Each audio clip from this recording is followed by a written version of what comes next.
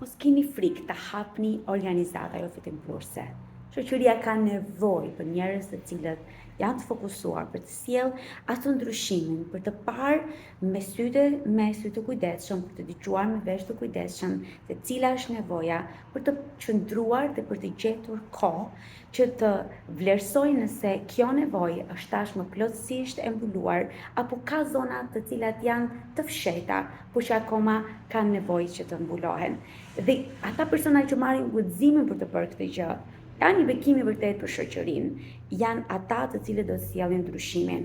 Jo se biznesi nuk është në këtë linjë, por biznesi është në mënyrë të tërësor. Do të thosha organizatat jo fitimprurse janë në front line, janë në fëmijën e parë të frontit për të sjellë ndryshime të shoqërisë. Dhe biznesi, patjetër që biznesi ka thirrjen për të mbuluar, por në të gjithë shoqëri, ku ne duam që të jetë më e mirë edhe më e sigurt për ne, për të jetuar për ne dhe fëmijët tanë, ne duhet të kontribuojmë, qoftë si ata që janë në vijën e parë të frontit, apo qoftë si ata të cilët mbështesin ata që janë në vijën e parë të frontit, qoftë biznesi, qoftë organizatat jo fitimprurse të drejtë për drejta.